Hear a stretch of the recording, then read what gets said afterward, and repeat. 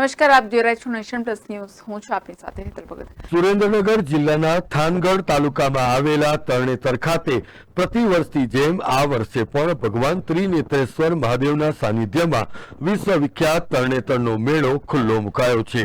થાનગઢના ધારાસભ્યના હસ્તે ત્રિનેત્રેશ્વર મહાદેવ મંદિરે પૂજન અર્ચન કરીને આ મેળાને વિધિવત રીતે ખુલ્લો મુકાયો હતો. જિલ્લા સમાહર્તા અને ધારાસભ્યના હસ્તે દીપ પ્રાગટ્ય કરીને મેળાની શરૂઆત કરવામાં આવી હતી. ત્યારબાદ વિવિધ પ્રદર્શન, સ્ટોલ, સાંસ્કૃતિક સ્પર્ધા, ગ્રામીણ ઓલિમ્પિક અને લોક ડાયરાનું પણ ઉદ્ઘાટન થયું હતું.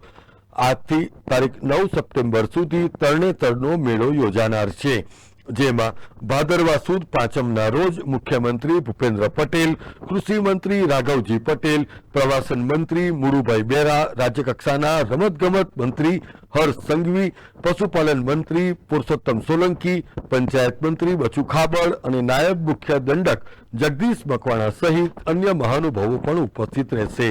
અત્રે ઉલ્લેખનીય છે કે તરણેતરના મેળામાં સૌ પ્રથમવાર ગ્રામીણ પારંપરિક સાંસ્કૃતિક સ્પર્ધાઓનું પણ આયોજન કરવામાં આવ્યું છે. Rajesh Bahurasi, Nation Plus News, Surendranagar. સમાચારોના સતત અપડેટ મેળવવા માટે અમારી નેશન પ્લસ ન્યૂઝની યુટ્યુબ ચેનલને સબસ્ક્રાઇબ કરો, બેલ આઇકન દબાવો અને જોડાયેલા રહો ફેસબુક, ઇન્સ્ટાગ્રામ અને ટ્વિટર પર.